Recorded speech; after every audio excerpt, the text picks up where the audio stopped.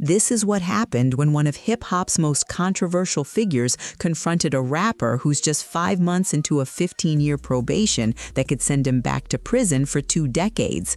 On Saturday night, March 28, 2026, young Thug and Charleston White came face-to-face at Druski's Coulda Been Love reunion event in Miami, and according to Charleston White, things got heated enough that he's now threatening to press charges and contact federal authorities. Here's exactly what went down, why this matters more than just another celebrity beef, and what could happen next. The incident itself was held on Federal Aviation Administration property in Miami, which adds its own layer of complication to everything that followed. According to Charleston White, who posted video of the alleged altercation to Instagram, tensions went from 0 to serious in a short amount of time. In the footage, White can be heard yelling at Thugger and his entourage from a distance, accusing the Atlanta rapper and his crew of threatening his life and trying to attack him. Young Thug's words, as White recounted them, were blunt.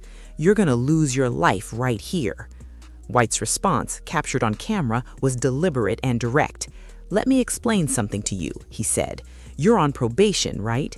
You just approached me, threatened me. Your words was, 'We step on shit.' You didn't say I, you made it plural. You said we, so that means a gang. You're on probation." And that wasn't where he stopped. White added another allegation entirely. "Then you had a fellow with you that was possessing a gun. You are not supposed to be around with people that have guns." By Sunday, March 29th, White had announced he would file charges on Monday, March 30th, claiming he feared for his life and planned to seek a restraining order while also contacting federal authorities. The specific charge he's threatening is terroristic threats, and he says he intends to reach out to Young Thug's probation officer directly. As of right now, no confirmation exists that White actually filed those charges or made contact with anyone. Young Thug's camp has said nothing publicly. But to understand why any of this matters, you need to understand exactly what legal position Young Thug is currently in, because this isn't just drama. This could be catastrophic. Young Thug's probation, the tightrope he's walking. May 9th, 2022 was when Young Thug was arrested in Atlanta as part of a sweeping racketeering indictment. Prosecutors charged him under Georgia's RICO Act alongside 27 other alleged members or associates of SYL, which they characterized as a criminal street gang affiliated with the Bloods. Over 900 days passed before he walked out. Released on October 31st, 2024, Halloween for those keeping count, his freedom came through a plea deal that required him to plead no contest to RICO and gang leader counts and guilty to the remainder, which included 2 gun charges and 3 drug charges. The sentence handed down was 40 years, with 5 years designated as jail time, commuted to what he'd already served, which meant immediate release. What didn't disappear was the 15 years of probation, and the conditions attached to it are worth understanding in detail. Young Thug cannot return to Metro Atlanta for 10 years without prior approval for specific family events. He owes 100 hours of community service every single year of his probation.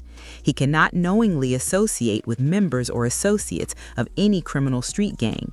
He cannot contact gang affiliates except family members or approved music collaborators like Gunna.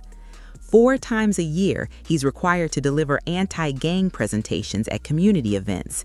Random drug testing runs throughout the entire probation period, and promoting gangs in music or public appearances isn't allowed under any circumstances. None of that is the part that should keep him up at night, though. The part that should is the 20-year suspended sentence sitting in reserve, ready to be activated the moment a judge decides he's stepped out of line. Before sentencing, Thug spoke publicly for the first time since his arrest, addressing the judge directly. "I am a smart guy, I am a good guy, and I really got a good heart. I found myself in a lot of stuff because I was just nice and cool, and I understand you can't be that way when you reach a certain height because it could end bad." Now take those words and hold them next to what Charleston White is claiming happened at that event. Language implying gang activity, "we step on," making the threat plural, an armed associate allegedly standing nearby, two of the most specific probation conditions young Thug has: no gang associations, no proximity to firearms, potentially violated in a single night. Whether or not the allegations are accurate, the accusation alone is enough to trigger a process that ends with 20 years. Who is Charleston White? Understanding this situation fully means knowing who Charleston White actually is, because his past shapes everything about how his account of Saturday night should be read. Born September 17, 1977, in Fort Worth, Texas, White lost his right eye in a childhood accident and grew up to marry Tamara White, with whom he raises 2 children from a previous relationship. He's 48 years old now. But his story doesn't begin with motivational speaking or social media. It begins with a Foot Locker in Arlington, Texas, when he was 14 years old. White and a group of teenagers robbed the store, stealing athletic jackets before being chased by a clerk. A man named Michael Levy pulled up in a car to recover the stolen goods, and that's when another teenager in the group, Antoine Doolittle, shot and killed him. White later testified against Doolittle, but was still convicted of murder for his involvement, landing him in a Texas Youth Commission facility called Giddings State School until his 18th birthday. During those same years, his 17-year-old brother, Kev White, was convicted of murder and sentenced to 99 years in prison.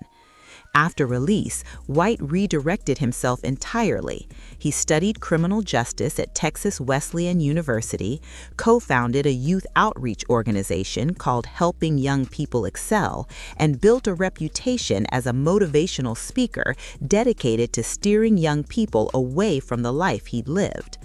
What made him famous online was something different.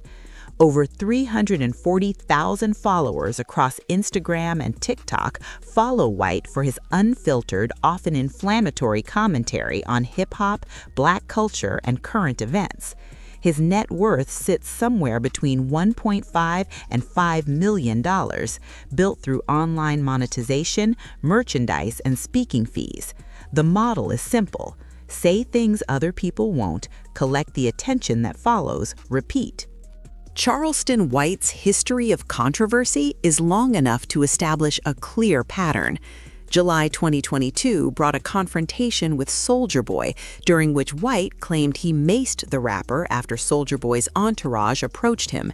He took to Instagram Live to joke about it afterward and filed a police report, and the whole situation made it into a 21 Savage song, 3 a.m. on Glenwood, off the 2022 Drake collaborative album Her Loss. That November, during an appearance on DJ You Go Crazy's show, White pulled out a gun on the host after being confronted over comments he'd made about deceased rappers, demanding his money back on camera.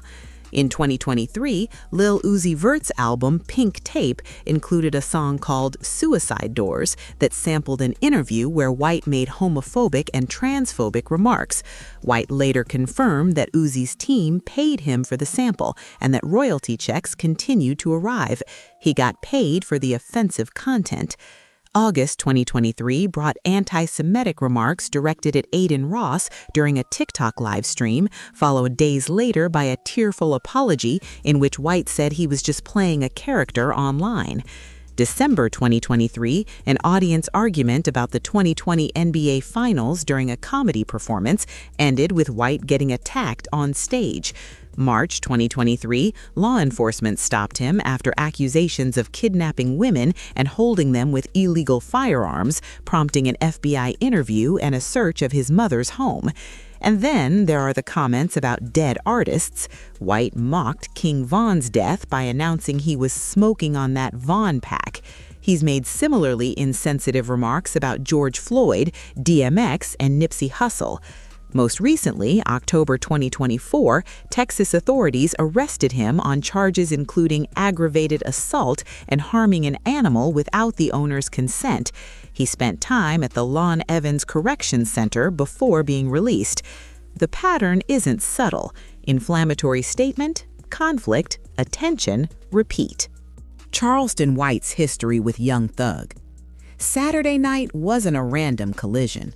White had been targeting young Thug publicly for months before they ever ended up in the same room. August 29, 2025, video of White staging a mock trial of young Thug spread across social media. For 2 hours, dressed in a black coat and a white-haired judge's wig, he performed a fake sentencing. "Thug, for the end, we putting your ass in jail, boy," White announced to the camera. "You ain't fixing to run around here representing King Slime with 40-year probation. Nigga, you got 1 foot in, 1 foot out. Now I'm gonna find you in contempt." That same month, a 2015 interrogation video involving young Thug resurfaced online. The audio, which started circulating August 27th, showed Thug speaking with investigators about Pee Wee Roscoe, who was connected to the 2015 shooting of Lil Wayne's tour bus. White's reaction was immediate and vicious. "I'm gonna slaughter young Thug," he said in a video response. "I prophesized this. I told y'all young Thug was gonna go tell it." He used the moment to dig into Thug's ongoing tension with Gunna. A 2-hour interrogation, and you mad at Yacht Gotti? You mad at Gunna? Gunna don't have no interrogation tape, and everybody mad at Gunna. This is what I tell y'all, hip-hop is fake, they pick and choose. The mockery continued. "Come on over with me, young Thug. Turn in your jersey, young Thug, and come on over here and sit down with the tattletale. You didn't take the stand, but you told." Throughout the entire YSL RICO case, White made it a point to suggest publicly that Thug deserved everything happening to him, drawing sustained backlash from fans and fellow artists alike. None of that stopped him. So when these two ended up at Druski's event on March 28, 2026, this wasn't two strangers crossing paths. Young Thug had been listening to months of this, and White walked into that room having already declared himself an enemy. What could happen next? As of March 30th, 2026, Charleston White's threats remain threats. No confirmation exists that he filed charges or contacted Young Thug's probation officer, and Young Thug's side has offered no public statement about any of it. But if White does follow through, and if his account carries any weight with the right people, the mechanics of what happens next are straightforward. A credible complaint reaching Young Thug's probation officer, alleging threats, implied gang activity through plural language, and proximity to a firearm, checks boxes on multiple specific probation conditions. A violation hearing follows, a judge decides, and sitting on the other side of that decision is a 20-year suspended sentence. Several factors exist that could work in Thug's favor. The only first-hand account of Saturday night belongs to Charleston White, a man with a documented record of inflammatory statements, on-camera gun incidents, arrests, and months of publicly antagonizing the same person he's now accusing. No independent verification of the specific details exists beyond video filmed from a distance. No footage of the actual confrontation has circulated widely. A defense attorney would have plenty to work with. White provoked, White exaggerated, White manufactured a confrontation for content. None of those arguments require much imagination given his track record. What's harder to dismiss is the larger picture this incident reveals. Young Thug is attempting to rebuild his career, teasing new YSL projects and showing up at events while carrying probation conditions that restrict where he can go and who he can be near. As of December 29, 2025, he's expected to recover nearly $150,000 in cash seized during the RICO trial, along with luxury cars, guns, and jewelry. He's trying to reclaim what the case took from him. 14.5 more years of community service, anti-gang presentations, drug tests, and travel restrictions stretch ahead of him, and every public appearance, every room he walks into, carries the risk that someone with something to gain decides to make it a problem. The bigger picture isn't really about two people who can't stand each other.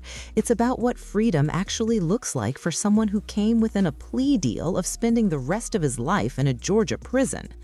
A conviction on all charges would have meant a maximum of 120 years. What Thug got instead was time served plus 15 years of conditions so strict that a single night at the wrong event with the wrong person making the wrong claims could still take everything. Charleston White will keep doing what Charleston White does: stir conflict, collect attention, build the platform. Whether he files charges, whether those charges carry merit, whether any of this produces legal consequences for young Thug, none of that is settled yet. This is still developing, and there's genuine uncertainty about where it lands. But what's already settled is this: over 900 days in jail, a plea deal that required admitting to serious charges, and 5 months of navigating the most restrictive probation conditions imaginable. And now young Thug is sitting with the possibility that one confrontation, real or alleged, provoked or not, could send him back for 20 years. When you're carrying a suspended sentence that long, you can't let anyone pull you into a situation like this, and especially not someone who spent months building toward exactly this moment. That is the reality young Thug is living with every single day.